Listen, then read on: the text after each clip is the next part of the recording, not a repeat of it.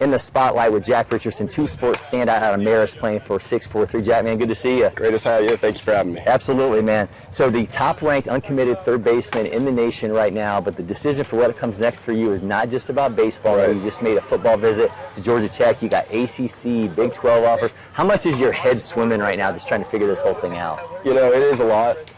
This recruiting process has been a long one. You know, I've been doing it for almost a year now, which is crazy to me because it feels like time's just flown by. But I'm trying just to have a great summer. You know, it is busy because I'm going to visits on the weekends, you know, coming out and got a tournament the next day like today. But I'm just trying to have a good time with it. You know, when the decision comes to me, it'll come to me.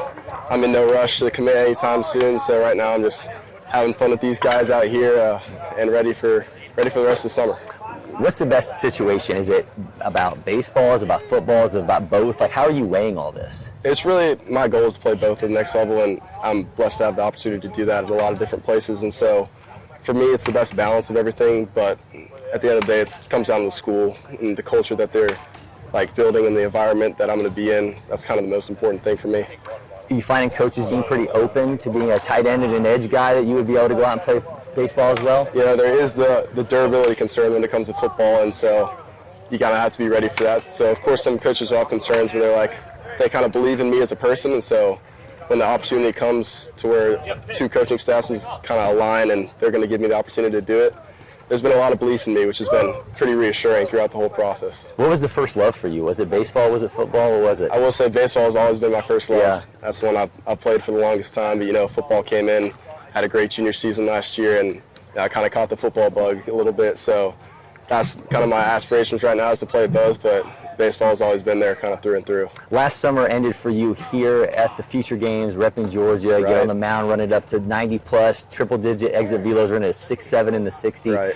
What was the best part about the experience, and what's it like when August 1st comes and that recruiting window opens and the coaches can come calling? Man, we had a great group of guys for that Futures Game team.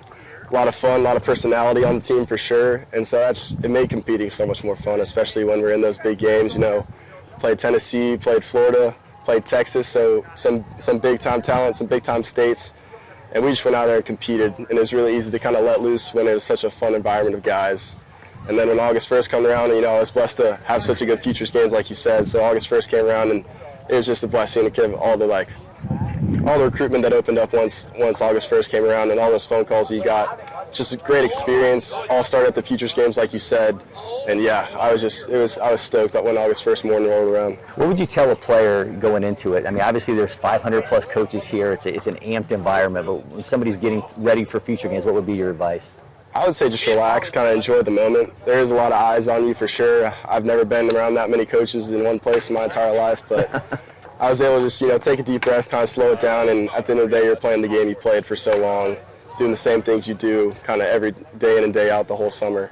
So the experience will kind of get you amped up. You just kind of got to slow it down a little bit, take a deep breath, enjoy the moment, and you're going to have a great time. We're seeing you show out baseball diamond, seeing you show out on the football field, but what are those kind of non-negotiable musts for you on an everyday basis? Those either something physical training, mental training that you're doing to kind of get you to be the best version of you. Well, first and foremost, you got to have your body ready, and that's for when it comes to any sport, not just baseball or football. But for me, you know, I stay busy. I do a lot of training besides just playing in games all summer. So making sure your body's ready day in and day out so you can go perform at your best is very important. And so that's in the weight room. That's, for me, most of it's in the recovery room. So, you know, do what you can to get your body recovered, especially after these long days in the hot sun. You know, your body's going to be tired. There's going to be a lot of lactic acid build up, stuff like that. So got to make sure you're doing the recovery stuff.